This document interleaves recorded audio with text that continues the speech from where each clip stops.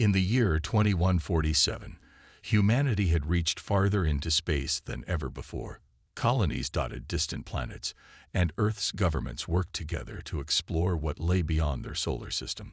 Among those chosen for deep space missions was Cal Voss, a man known not just for his skill as an explorer, but also for something unusual. He seemed fearless. Some called it bravery, others thought it recklessness. But no one could deny that Cal faced danger head-on without a trace of hesitation. Cal's latest mission brought him to a barren moon orbiting a massive gas giant far from Earth. The moon was small, cold, and lifeless, or so everyone believed until strange signals began emanating from its surface. Scientists back on Earth couldn't decipher them, so they sent Cal to investigate. Alone in his sleek spacecraft, he landed near the source of the transmission. What awaited him would change everything. The air outside was thin, barely breathable even with his suit's filters working overtime. As Cal stepped onto the rocky terrain, his boots crunched against sharp shards of ice scattered across the ground. Ahead, towering spires made of crystalline material stretched toward the dark sky, like frozen trees reaching for sunlight that never came. They shimmered faintly under the dim glow of the distant gas giant, casting eerie shadows all around. It didn't take long for Cal to realize he wasn't alone. A figure emerged from behind one of the spires.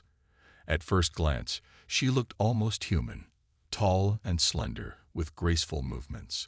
But her skin glowed softly, pulsing with hues of blue and silver. Her eyes were large and luminous, reflecting light in ways that made them seem alive. She wore a flowing garment that shifted colors as if responding to her emotions. This was no ordinary being. "Who are you?" Cal asked, his voice steady despite the surreal sight before him. He held his weapon loosely at his side, though he made no move to raise it. "I am Syra," the alien replied, her voice melodic yet commanding. "And you are human." Her gaze locked onto his, searching for something. Fear, perhaps. Most beings who encountered her kind reacted with awe or terror, but Cal stood still, calm, meeting her stare without flinching. There was no tremor in his hands, no nervous twitch in his expression, just quiet confidence. Syra tilted her head slightly, intrigued. "You do not fear me," she said, more statement than question. "No," Cal answered simply. His tone carried neither arrogance nor defiance, just honesty. This response puzzled her.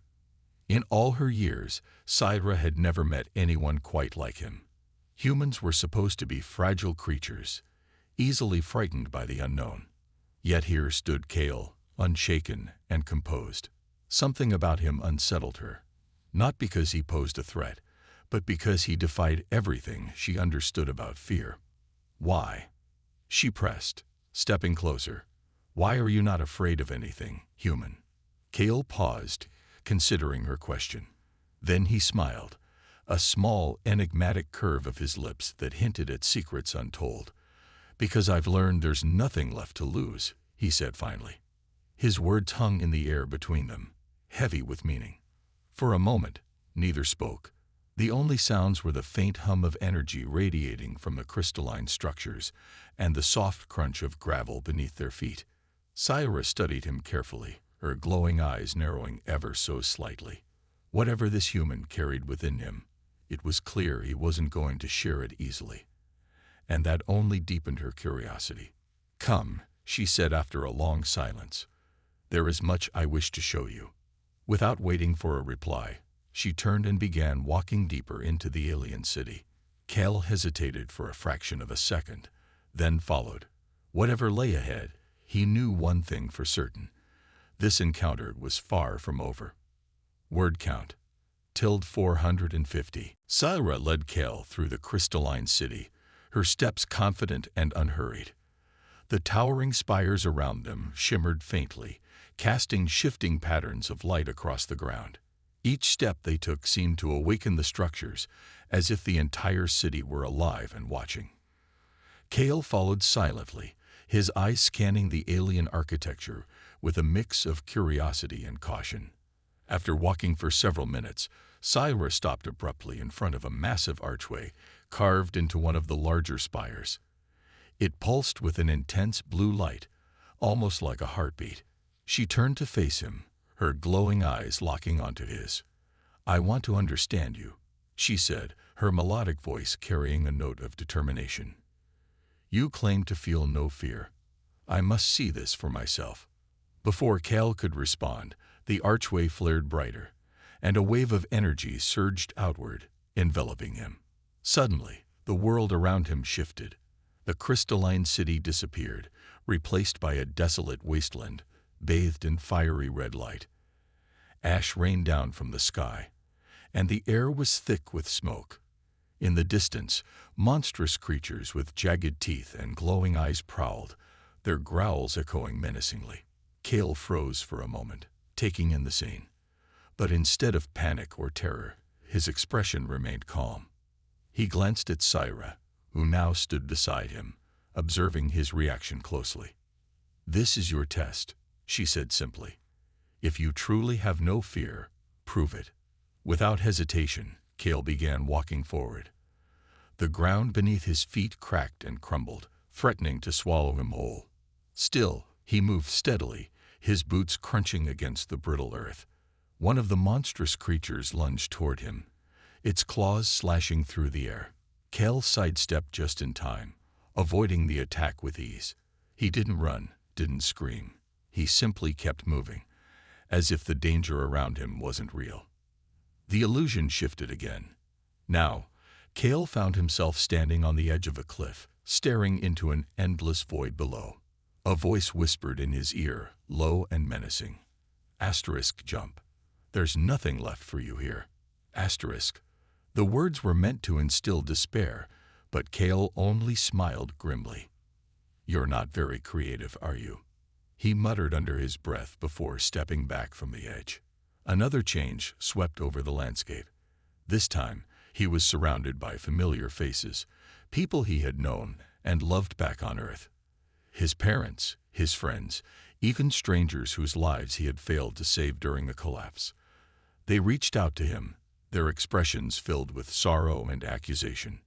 "You couldn't protect us," they whispered in unison. "It's your fault, we're gone." For the first time, Cale hesitated. His jaw tightened, and his hands clenched into fists. But then he closed his eyes, took a deep breath, and opened them again. The figures faded, leaving him alone once more. When the illusions finally ended, Cale found himself back in the crystalline city, standing before Syra. Her expression was unreadable, though her glowing eyes betrayed a flicker of surprise. "How did you resist?" she asked, her voice tinged with both admiration and frustration. Those visions were crafted to evoke the deepest fears of any being. Cale shrugged, brushing imaginary dust off his suit. "Fear is just another emotion," he replied. "And emotions don't control me anymore." Syra frowned, clearly unsatisfied with his answer. "What do you mean?" He looked at her, his gaze steady. "Fear only has power if you let it. I've faced worse than anything you can throw at me. Trust me. I've already seen the worst-case scenario, and I'm still standing." Her frown deepened. For someone who had lived centuries without experiencing true hardship, Cale's words were incomprehensible. How could anyone endure such pain and still function? Still smile? "You are strange," she admitted after a long pause. Cale chuckled softly. "Maybe. Or maybe I'm just human." Syra stared at him for a moment longer, then turned and began walking again. "Come," she said. "There is more I need to learn about you." As they continued through the city, Cale couldn't shake the feeling that this test was only the beginning. Whatever secrets Syra sought, she wasn't going to stop until she uncovered them all. Word count told 450. The deeper they ventured into the crystalline city, the more Syra's curiosity about Cale grew. Her strides were purposeful now, as if she were leading him toward some hidden truth. Cale followed, his calm demeanor unbroken despite the lingering tension between them. He could sense that Syra was searching for something important, but he didn't press her. Instead, he waited, knowing she would speak when she was ready. Finally, they arrived at a vast chamber within one of the tallest spires.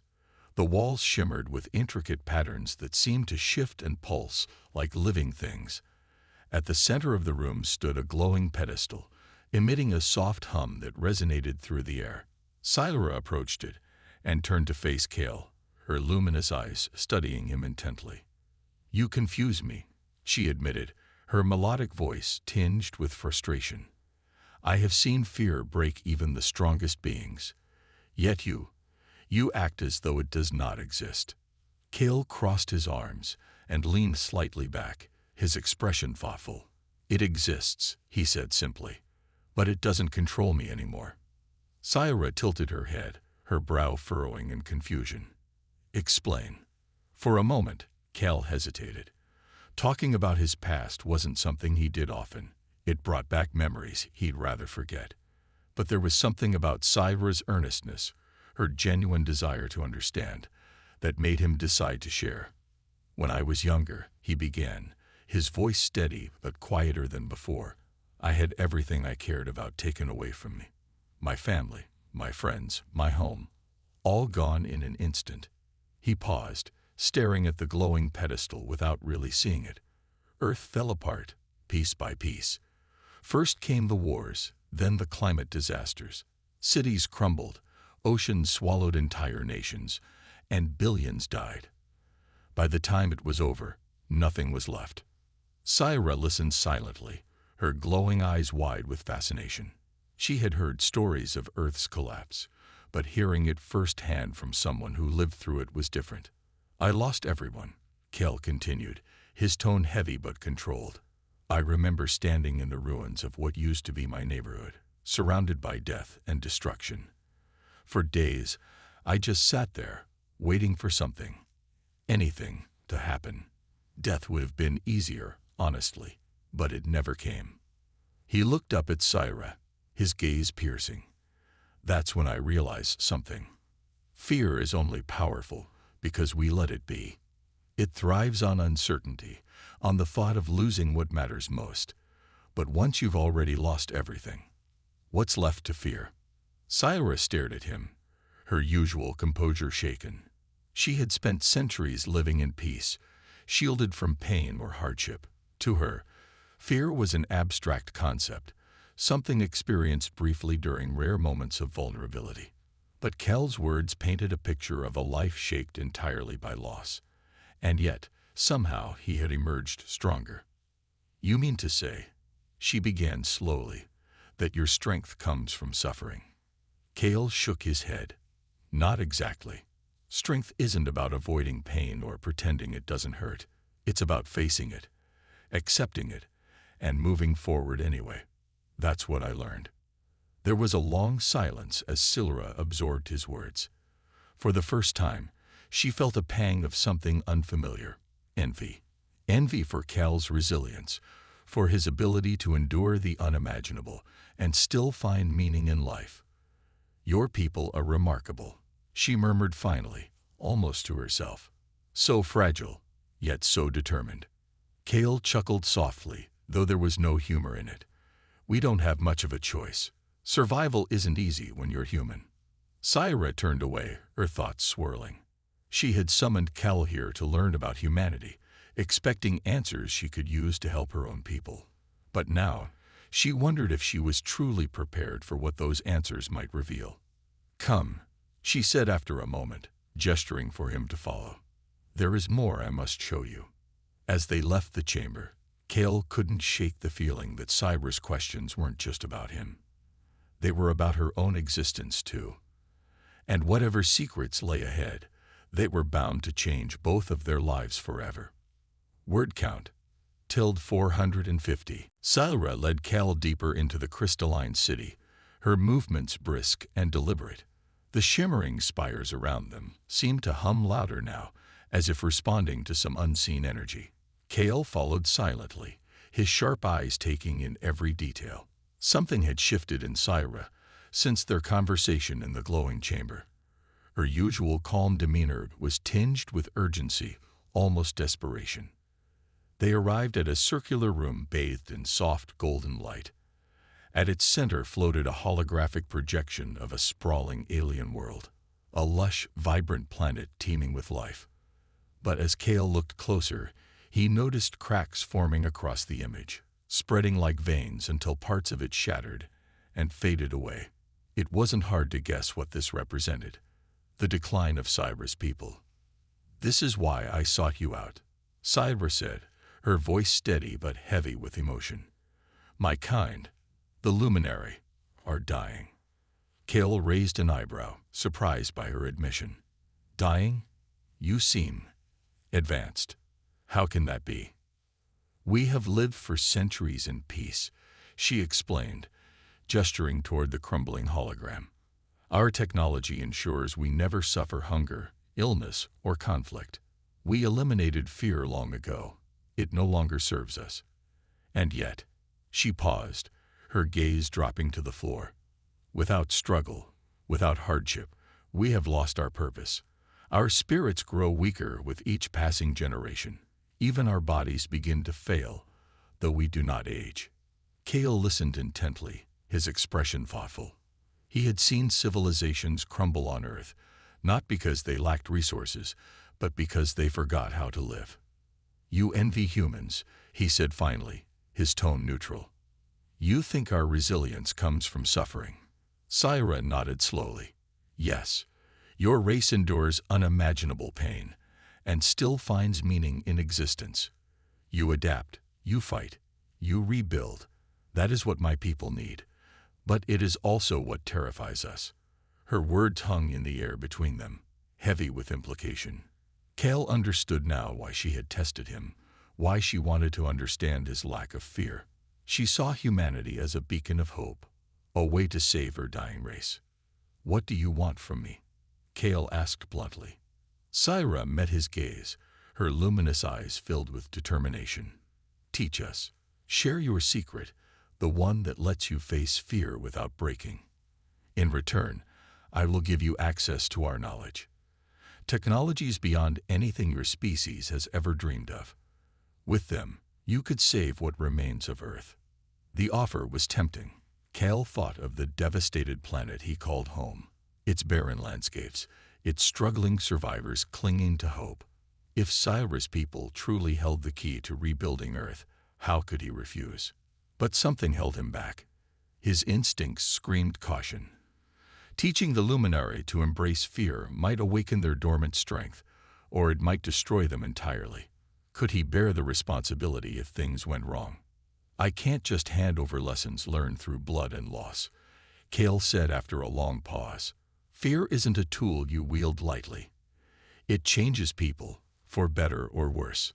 Cyra frowned, frustration creeping into her voice. "Do you think I ask this lightly? My people are fading, Cale. Every day, more of us slip into silence. If we don't act soon, there will be nothing left." Her words struck a chord deep within him. He knew what it meant to lose everything, to watch helplessly as the world fell apart. Yet he also knew that survival came at a cost. "Let me think about it," he said finally, his tone firm but respectful. "This isn't a decision I can make lightly." Cyra hesitated, then nodded reluctantly. "Very well. But time is not a luxury we have." As they left the room, Cale couldn't shake the weight of her plea. He had faced countless dangers in his life, but none quite like this. For the first time, he felt the burden of holding someone else's fate in his hands. And somewhere in the depths of the crystalline city, the hum grew louder, as if the structure itself were waiting for his answer. Word count: 450. Cale wandered through the crystalline city alone, his mind heavy with Cyra's proposition. The towering spires loomed over him, their shimmering surfaces reflecting his conflicted expression. Each step he took echoed softly against the ground, blending with the faint hum of energy that seemed to pulse through the alien structures. Despite its beauty, the city felt hollow, an empty shell housing a dying people. He couldn't stop thinking about Cyra's plea. Her desperation was real, but so were the risks. Teaching the luminary to embrace fear might awaken their dormant strength and save them, or it could shatter their fragile society completely. Kale knew all too well how destructive fear could be when unleashed without understanding. On Earth, fear had driven nations to war, families to despair, and individuals to madness. Could he risk inflicting that kind of chaos on another species? As he walked, Kale began to notice subtle signs of decay within the city. Some of the glowing spires flickered weakly, as if struggling to stay lit. In one area, entire sections of the crystalline walls had cracked and darkened, resembling scars on an otherwise flawless surface. These imperfections mirrored what Syra had described, the slow decline of her people. It wasn't just physical, it was spiritual. Without struggle or hardship, they had lost their spark. Lost in thought, Kale didn't realize Syra had followed him until she spoke. "You're avoiding me," she said, her voice calm but tinged with irritation. "I'm not avoiding you," Kale replied, turning to face her. "I'm thinking." "About what?" she demanded, stepping closer. "About whether to help us or walk away." Her bluntness caught him off guard, but he met her gaze squarely. "Both. Look around you, Syra. Your world is crumbling, not because of war or disease, but because your people are suffocating under perfection. Fear isn't something you can introduce lightly. It changes everything." Syra crossed her arms, frustration evident in her glowing eyes. "And yet you humans thrive on it. You turn fear into fuel, for survival, for creation, for progress. Why should we be any different?" "Because you've never known fear," Kale shot back. "It's not just a tool, it's a fire. If you don't handle it carefully, it'll burn everything you hold dear." For a moment, neither spoke. The tension between them crackled like static electricity. Then, unexpectedly, the ground beneath their feet trembled. A low rumble echoed through the city, growing louder with each passing second. Cracks spread across the crystalline walls, and shards of glowing material fell from above, shattering on impact. "What's happening?" Kale asked, instinctively moving toward Syra. "It's the core," she exclaimed, her composure slipping for the first time. "Something's destabilizing it." Without hesitation, Syra grabbed Cal's arm and pulled him along as she sprinted deeper into the city. They raced through corridors bathed in dimming light, dodging falling debris as the tremors intensified. Finally, they reached a massive chamber at the heart of the city, a cavernous space dominated by a pulsating sphere of energy suspended in midair. The source of the tremors was clear. The sphere was unstable, its glow erratic and violent. "This is the machine our ancestors built," Syra explained quickly, her voice trained. "It suppresses negative emotions, fear, anger, pain.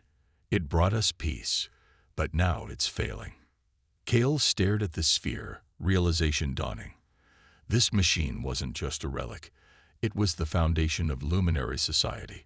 Turning it off would mean forcing her people to confront centuries' worth of buried emotions. But leaving it active might doom them entirely. "You have to shut it down," Kale said firmly. Syra hesitated, torn between fear and hope. "If I do, my people may not survive." "They won't survive if you don't," Kale countered. "Sometimes destruction is necessary for rebirth." The ground shook violently again, forcing them both to steady themselves. Time was running out. With a deep breath, Syra nodded. Together, they approached the unstable sphere, ready to face whatever came next. Word count. ~450. The pulsating sphere at the heart of the chamber loomed over them, its unstable energy crackling like a storm about to break. Shards of light shot out in random bursts, illuminating the cavernous room with chaotic flashes. Syra stood frozen for a moment, her glowing eyes wide as she stared at the machine that had shaped her people's existence for centuries. Kale watched her closely, knowing the weight of the decision she faced. "This machine, it suppresses fear," Syra murmured, more to herself than to him. "But it also suppresses everything else. Anger, passion, creativity. Without it, my people might awaken, but they might also collapse under the weight of emotions they've never experienced. Kale stepped closer, his voice steady but gentle. You can't keep living like this, Syra. Your people are fading because they've forgotten how to feel. Fear isn't the enemy. It's part of what makes life worth living. Pain gives meaning to joy. Struggle gives purpose to triumph. You can't have one without the other. Syra turned to look at him, her expression conflicted. For someone who had lived her entire life surrounded by peace and perfection, the idea of embracing chaos was almost incomprehensible. Yet, deep down, she knew Kel was right. Her people were dying, not physically, but spiritually, and clinging to the machine would only prolong their inevitable end. What if they hate me for this? She whispered, her voice trembling slightly. What if I destroy everything we've built? Kale placed a hand on her shoulder, his touch firm, but reassuring. Change is always scary, but sometimes destruction clears the way for something better. Trust me, I've seen it happen. Her gaze lingered on him for a long moment before she nodded resolutely. Taking a deep breath, she approached the unstable sphere. A control panel materialized in front of her, glowing softly as she touched it. Symbols and patterns shifted across its surface, responding to her commands. The tremors grew stronger, shaking the chamber violently as the machine fought against being shut down. Hurry! Kale shouted over the rising noise, bracing himself against a nearby wall as another shockwave rippled through the ground. I'm trying. Syra snapped, her hands moving rapidly over the panel. Beads of sweat formed on her forehead, an unusual sight for someone whose body rarely showed signs of stress. Finally, with one last decisive gesture, she pressed a glowing button. The sphere let out an ear-splitting screech, its light flaring brighter than ever before. Then, with a deafening crack, it imploded, sending a wave of energy surging outward. Kel shielded his face as the blast knocked him off his feet. When he opened his eyes again, the chamber was bathed in silence. The sphere was gone, leaving behind only empty space. Syra sank to her knees, her chest heaving as she processed what she had done. Tears streamed down her face, not from pain, but from the sudden rush of emotions flooding her mind. Fear, sadness, anger, hope. They all hit her at once, overwhelming yet strangely liberating. Kale knelt beside her, offering silent support. It's going to be okay, he said softly. This is just the beginning. She looked up at him, her glowing eyes filled with a mix of terror and gratitude. Thank you, she managed to say, her voice barely audible, for showing me the truth. As they left the chamber together, the city around them began to change. The crystalline spires no longer shimmered with cold perfection. Instead, they pulsed faintly, as if alive. Somewhere in the distance, cries of confusion and wonder echoed through the streets, the first sounds of emotion from the luminary in centuries. Kale glanced at Syra, seeing both fear and determination in her eyes. Whatever challenges lay ahead, he knew she was ready to face them. Word count: 450. The days that followed the shutdown of the machine were unlike anything Syra or her people had ever experienced. Waves of raw emotion coursed through the crystalline city, awakening the luminary from their centuries-long slumber of artificial peace. Some embraced the newfound sensations with wonder, marveling at feelings they had never known existed. Others recoiled in terror, overwhelmed by the intensity of emotions they couldn't control. Chaos reigned, but amidst the turmoil, there was also life. Syra worked tirelessly to guide her people through the transition. She walked among them, offering comfort and reassurance when she could, even as she struggled to process her own flood of emotions.